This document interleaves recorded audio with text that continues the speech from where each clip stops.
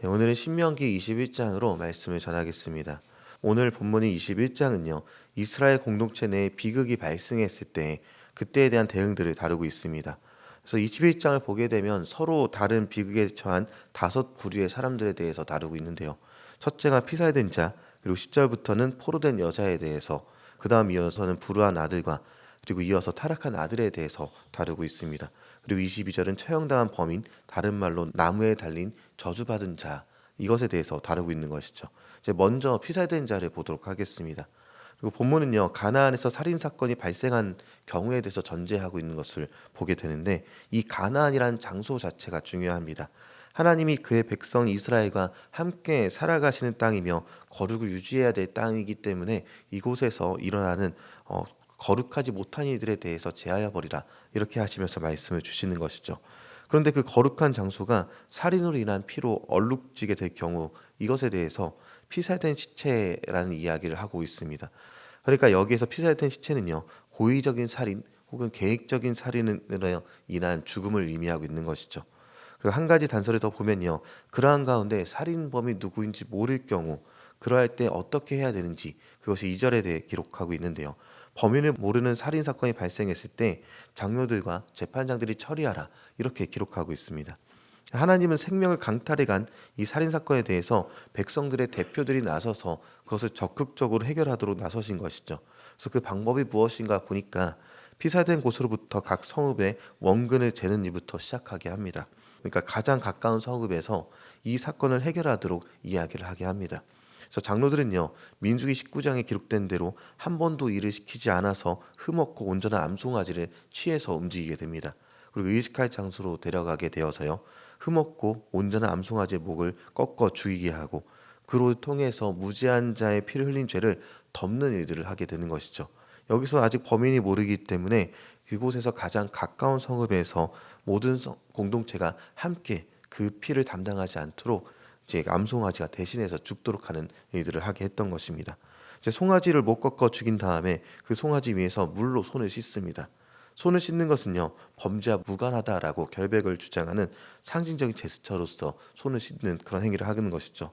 그래서 장로들은 이와 더불어 함께 고백을 했어야 됐는데, 그 고백의 내용이 7절과 8절에 기록하고 있습니다. 장로들은요, 이 죄로부터 이스라엘 공동체가 무고하다라는 사실을 증명하는 데 초점을 두고 고백하고 있는 것입니다. 그러면서 더 나아가서 이 무죄한 자가 살인당한 것에 대해서 용서의 기도 또한 드리게 되는 것이죠. 지금까지 범인을 모르는 살인 사건에 대해 발생했을 때 어떻게 대처하라라는 대응책을 살펴봤다면요, 들에 버려진 시체를 묻어주는 것만으로도 도리를 다했다라고 생각할 수 있지만, 하나님은 그렇게 말씀하지 않았다는 것이죠. 무고한 생명의 죽음을 엄중하게 다루셨고, 성읍의 대표인 장로 또 재판장을 넘어서 하나님의 권위를 진 제사장까지 참석시켜서 해결하도록 만들어 놓은 것입니다. 이 또한 징계를 위한 모임이 아니라 공동체가 부정을 다 같이 해결하고 다 같이 살아가는 그 방향으로 나아가기 위한 모임이 되었다라는 것이죠. 그래서 피살된 자의 억울한 죽음을 엄중하게 다루시면서 생명 존중을 가르치신 다음에 이어서 나타나는 것이 포로된 여자를 위한 규례 또한 이야기를 하고 있습니다. 고대 근동에서 포로된 여인은요, 어떻게 될지 자신의 운명을 단 하나도 예측할 수 없는 운명을 가진 사람들이 포로된 여인들의 모습이었습니다. 근대에 와서야 포로에 대한 규정, 인권을 강화해서 법적인 제도로 살 길을 만들어 주었고, 사실 그마저도 잘 안 지켜주는 이들을 보게 되지만, 이미 하나님은요, 그 이전에 하나님은 포로된 여인을 인간으로서 제대로 존중해야 한다면서 이스라엘 공동체에게 또다시 생명 존중 자체를 가르쳐 주셨다는 것이죠. 당대 다른 나라들과는 전혀 달랐습니다. 포로를 잡은 군인이 있다면 그는 포로된 여인을 보고 아내를 삼겠다 마음을 먹었다면 아내를 데려가기 위해서 정욕대로 행하지 말 것이다라고 못 박아서 얘기를 합니다. 그 이전에 이교적인 모습들을 내려놓게 하고 하나님의 공동체 안에 들어와서 영혼의 생명을 얻고 난 뒤에야, 그리고 나서 그 여인과 결혼할 수 있게 만들었던 것이죠. 포로된 여인은요, 이스라엘 공동체에 받아들여지게 되고, 그녀는 포로나 외국인이 아닌 엄연히 이스라엘 공동체 일원으로서 살아가도록 명령하신 것입니다. 그래서 13절에 보면 포로의 의복을 벗기고 새 옷을 입히라라고 하고 있습니다. 의복은 신분과 지위를 나타냈기 때문에 그 포로된 여인이 더 이상 포로가 아니라 이스라엘 여자와 동등한 위치에서 한 남자의 여자가 된다라는 것, 한 남자의 아내가 된다라는 것을 여기서 기록하고 있는 것이죠. 그리고 전쟁으로 죽은 가족을 위해서 애국할 시간도 갖도록 하며 이 기간 동안 남자가 여자에게 접근하지 못하도록까지 막아놓게 됩니다.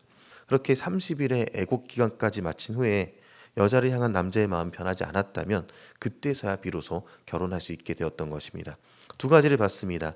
피살된 자의 법과 포로된 여인의 법에 대해서요. 이 두 가지 이야기가 다루는 것이 있다면 억울한 사람이 생기지 않고 모든 사람이 하나님의 사랑을 입는데 그 목적이 있다는 것입니다.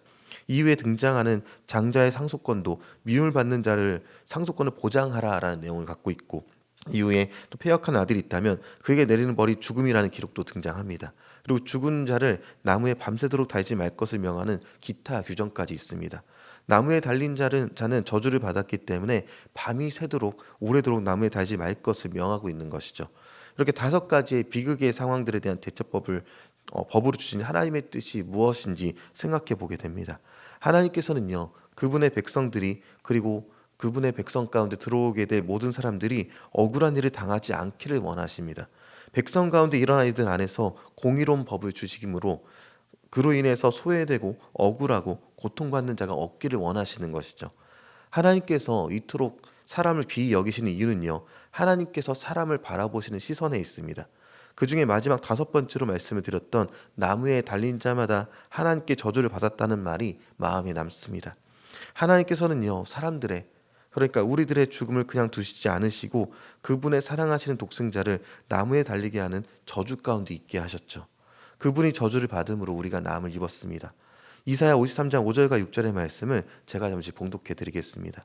그가 찔림은 우리의 허물 때문이요 그가 상함은 우리의 죄악 때문이라. 그가 징계를 받음으로 우리는 평화를 누리고 그가 채찍에 맞음으로 우리는 나음을 받았도다. 우리는 다 양 같아서 그릇 행하여 각기 제 길로 갔거늘 여호와께서는 우리 모두의 죄악을 그에게 담당시키셨도다. 아멘.